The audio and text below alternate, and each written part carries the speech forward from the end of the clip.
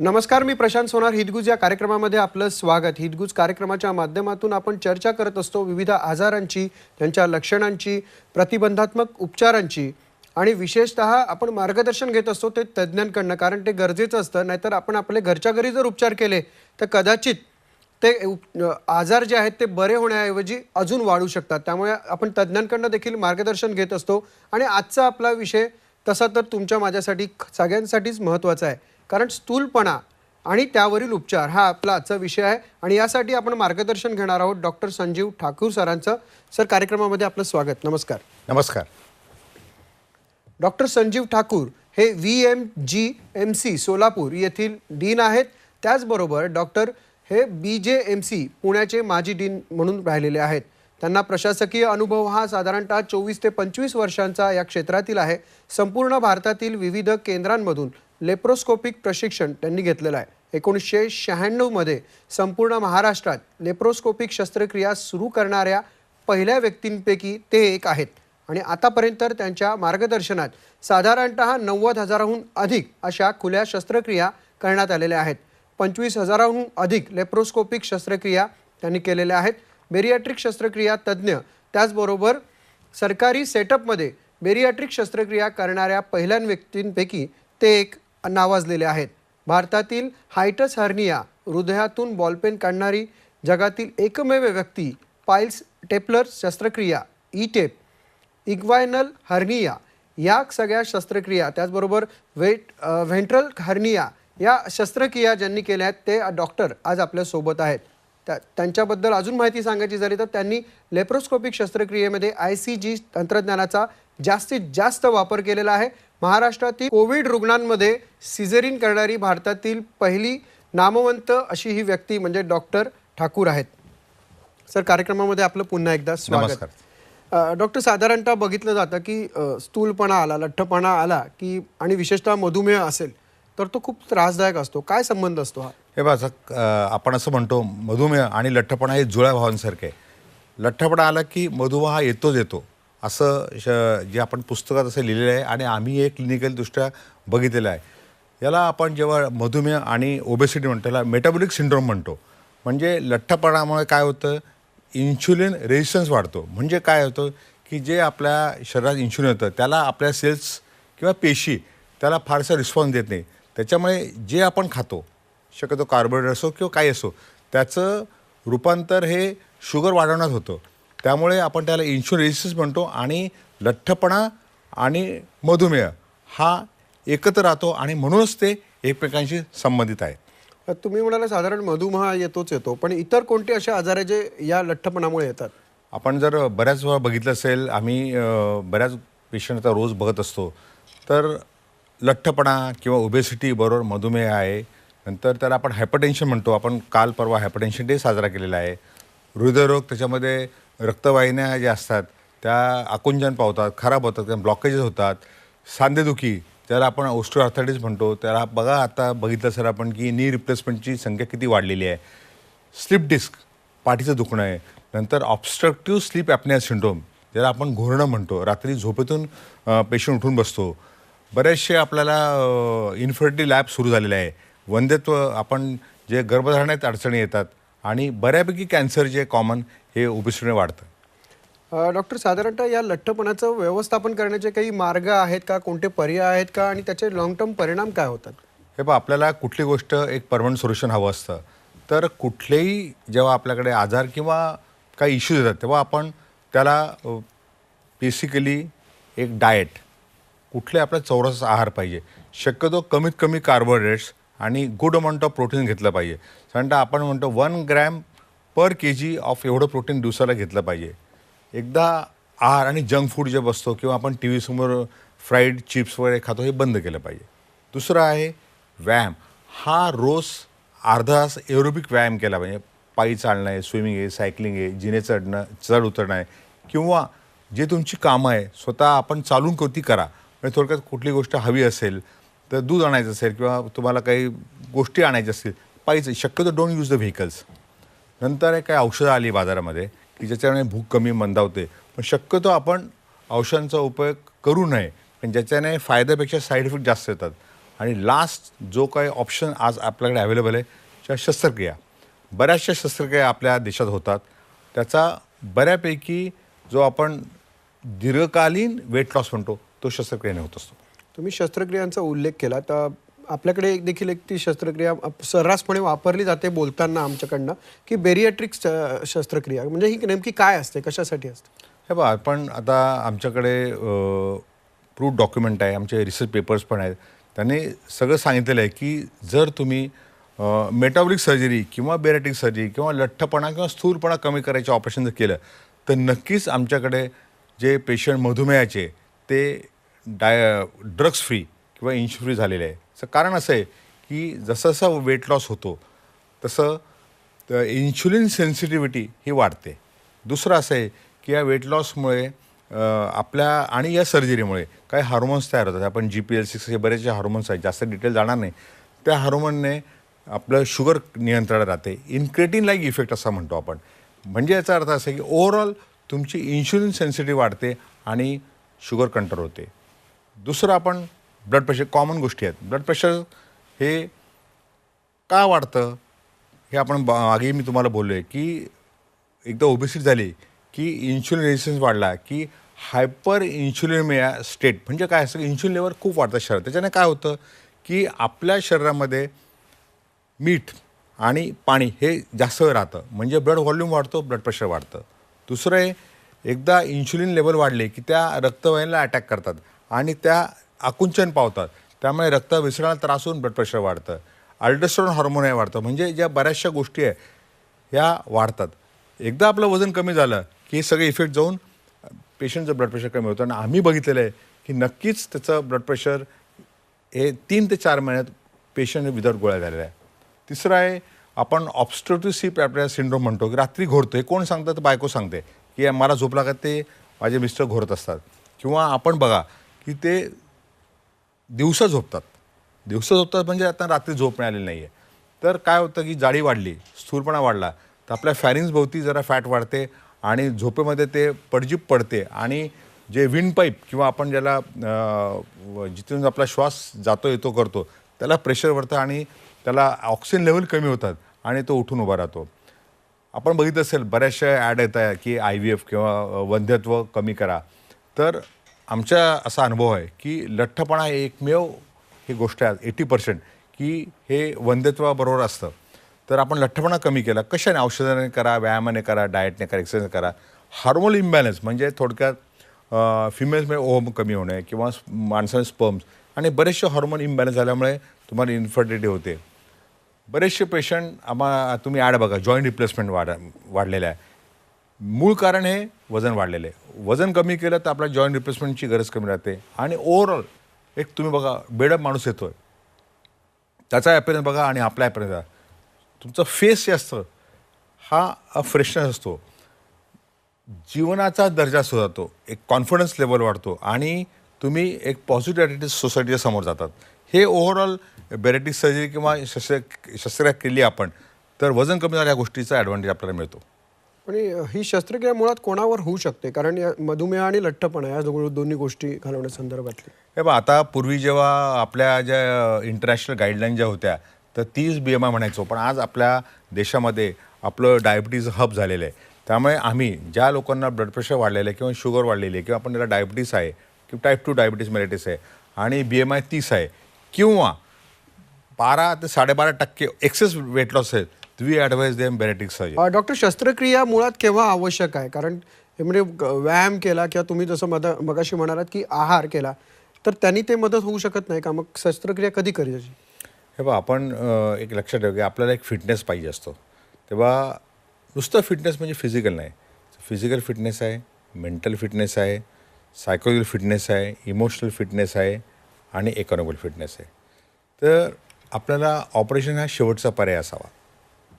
जर एखाद्या व्यक्तीने, पुरुषाने किंवा स्त्रीने जर योग्य व्यायाम केला, योग्य आहार घेतला आणि काही प्रमाणात जर औषधांचा उपचार केला आणि त्याचा वेट लॉस जर दायी झाला किंवा त्याला डाएटवर कंट्रोल ठेवता येत नाही, व्यायाम करता येत नाही, कारण स्थूल एवढा असतो तो चालू शकत नाही, त्याला दम लागतो, त्यावेळेला आम्ही पेशंटला बेरियाट्रिक सर्जरी किंवा लठ्ठपणावरची ऑपरेशन आहे ते आम्ही त्याचा सल्ला देतो. कुठलीही सर्जरी म्हटली की थोडीशी मनात धाकधूक असते. मग बॅरिएट्रिक शस्त्रक्रिया ही किती सुरक्षित आहे किंवा यात काही धोके आहेत का? कुठले आहेत? तेव्हा आता आपण जर बघितलं तर कुठलंही पूर्वी जेव्हा आपल्या देशामध्ये किंवा परदेशामध्ये सुद्धा जेव्हा बॅरिएट्रिक सर्जरी सुरू झाली त्यावेळी ती ओपन पद्धतीने किंवा चिरफाड पद्धतीने करत होतो. आता आपल्या देशामध्ये लॅप्रोस्कोपी सर्जरी म्हणजे की होल सर्जरी किंवा छोटे छोटे छिद्र पाडून आपण सर्जरी करतो किंवा रोबोटिक सर्जरी करतो. तर कुठल्याही शस्त्रक्रियेला धोके आहेत. आम्ही काय सांगतो, वजन माप घ्या. जर आपण काहीच केलं नाही तर तुम्हाला 100% धोका आहे. ऑपरेशन केलं तर 10 ते 20% धोका आहे. पण तो धोका आपल्याला घ्यायला लागतो. कुठलीही गोष्ट विदाऊट धोके आपल्याला मिळत नसते. पण आपलं जे सायन्स आणि टेक्नॉलॉजी एवढी डेव्हलप झालेली आहे की नक्कीच आपण विदाऊट एनी कॉम्प्लिकेशन सर्जरी करायचा प्रयत्न करत असतो. आता आमच्याकडे जर लिटरेचर बघितलं किंवा आमचं स्वतःचा डेटा बघितला तर लेस दॅन 1% चान्स आहे एनी कॉम्प्लिकेशन व्हायचा. डॉक्टर, शस्त्रक्रिया म्हटली की आर्थिक बोजा देखील येतोच. मग ती कुठल्याही क्षेत्रातली असेल किंवा कुठल्याही भागावरची असेल शरीराच्या, ही बॅरिएट्रिक शस्त्रक्रियेच्या संदर्भात जर बोलायचं झालं तर याचा काही इन्शुरन्स किंवा या मेडिक्लेममध्ये येतो का हा भाग? हे पहा, आता कसं आहे की प्रत्येकाला एक इन्शुरन्स कवर लागतो. आपण कार असो किंवा बऱ्याच गोष्टींना घरांसाठी असो आपण इन्शुरन्स घेत असतो. तर माझ्या मते जे काही नॉलेज मला माहिती आहे, 2 वर्षापासून काही कंपन्यांनी बॅरिएट्रिक सर्जरीसाठी इन्शुरन्स क्लेम केलेला आहे. पण त्यांच्या गाईडलाईन जरा स्ट्रिंजंट आहेत. त्यांचं काहीतरी 40-45 BMIच्या वरती असेल तरच शस्त्रक्रिया करावी असं म्हणतात. पण मी स्वतः गव्हर्नमेंट सेक्टरमध्ये काम करतो. सध्या डीन आहे आणि सध्या सोलापूरला अख्ख्या भारतामध्ये एकमेव हॉस्पिटल आहे की जिथे मोफत शस्त्रक्रिया बॅरिएट्रिक होत असते. जर कोणाला गरज लागली, विच इज अनफॉर्च्युनेट किंवा काय असेल, तर तुम्ही जर आमच्याकडे आला तर शासनाच्या माध्यमातून ही शस्त्रक्रिया मोफत होऊ शकते. या शस्त्रक्रियेच्या दिवशी असेल किंवा शस्त्रक्रियेनंतर काही पथ्य पाणी असतात का? काय कशा पद्धतीची ही शस्त्रक्रिया असते? आता कुठलीही शस्त्रक्रिया म्हटलं म्हणजे त्याची प्री ऑपरेटिव्ह प्रिपरेशन आम्ही असं म्हणतो. तर ह्या पेशंटमध्ये बऱ्यापैकी एक फॅटी लिव्हर कॉन्सेप्ट असतो. म्हणजे बऱ्यापैकी लिव्हरची साईज वाढलेली असते. तर आम्ही त्या पेशंटला ऑपरेशनच्या आधी त्याची मानसिक तयारी झाल्यावर 3 आठवडे ते 1 महिना depending upon his BMI, depending upon his liver size किंवा काही सिम्पटम असेल त्याला आम्ही लो कॅलरी फूड देतो. साधारणतः नॉर्मली हे लोक 2500 ते 3000 कॅलरी पर कॅलरी दिवसाला फूड घेत असतात. आम्ही त्यांना हायपो कॅलरी 800 ते 900 कॅलरी पर डे देतो आणि साधारणतः 3 आठवड्यानंतर आम्ही त्यांना शस्त्रक्रिया घेत असतो. आणि ज्यानंतर ह्या तपासण्या झाल्या की एक बेसिक तपासण्यांचा एक प्रोटोकॉल आहे. त्याच्यामध्ये अल्ट्रासाऊंड असतो, काही रक्त तपासण्या असत्या, कधीकधी आम्ही पेशंटला कार्डिओग्राम असतो, 2D इको असतो, काही लोकांना आम्ही कॉर्नरी अँजिओग्राम किंवा स्ट्रेस थॅलेम करायला लावतो. आणि साधारणतः आम्हाला एक बाय अँड लार्ज एक 45 मिनटं लागतात ऑपरेशनला. एखाद्या वेळेला जास्त वेळ लागू शकतो. तो 4 तासात चालतो आणि त्या 3 तास आम्ही त्याला रिकव्हरीत ठेवतो. 4 तासात चालल्यावर आम्ही त्याला रुटीन वॉर्डमध्ये शिफ्ट करतो आणि त्याला आमचं सारखं लक्ष असतं, मॉनिटर आमच्याकडे असतं. आमच्या मोबाईलवर सुद्धा अशा पेशंटचे आम्ही तपासण्या बघत असतो, काय चाललं आहे, त्यांचा हार्ट रेट किती आहे किंवा ब्लड प्रेशर किती आहे. आणि एक आठवडाभर आम्ही त्यांना लिक्विड डाएट देतो, 2 आठवड्यात आम्ही त्यांना सॉफ्ट डाएट देतो आणि रेग्युलर फूड आम्ही 1 महिन्यात चालू करतो. पण हे रेग्युलर फूड म्हणजे काय नक्की? कारण आहार कसा ठेवायचा शस्त्रक्रियेनंतर?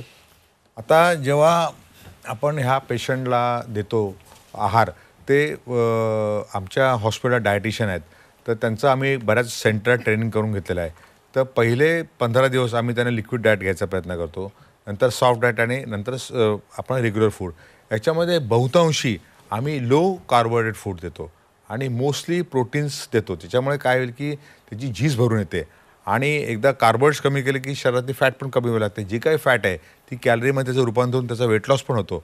आणि ओव्हरऑल जेव्हा आम्ही बायपास करतो त्यावेळेला प्रोटीन्स हे पचायला बऱ्यापैकी हलके असतात कम्पॅरेटिव्ह द फॅट्स. त्यामुळे ह्या ज्या गोष्टी आम्ही दिल्या त्यांना, पहिल्यांदा लिक्विड डाएट म्हणा, नंतर सॉफ्ट डाएट म्हणा किंवा नंतर ठोस आहार, आणि त्याला आहार जे आमच्याकडे आहार तज्ज्ञ आहेत त्यांचं मार्गदर्शन घेतो. आणि बऱ्याच वेळा या जे शस्त्रक्रिया करतो ह्या शस्त्रक्रियानंतर जे आपण व्हायटॅमिन डेफिशियन्सी होत असते त्यामुळे आम्ही त्यांच्या रेग्युलर महिन्याला तपासण्या करतो आणि ज्या डेफिशियन्सी होतात ते आम्ही मिनरल्स म्हणा किंवा व्हिटॅमिन त्यांचे सप्लिमेंट देतो, जेणेकरून पेशंटला या शस्त्रक्रियेचे दुष्परिणाम दिसून येत नाहीत. डॉक्टर, एखादी शस्त्रक्रिया झाल्यानंतर बॅरिएट्रिक शस्त्रक्रियेच्या बाबतीत आपण जर स्पेसिफिक लक्षात घेतलं तर मुळात रुग्णांचं वजन वाढण्याची शक्यता परत असते का, किंवा परत मधुमेह किंवा इतर संबंधित आजार होऊ शकतात का, का की त्याला काही ड्युरेशन आहे?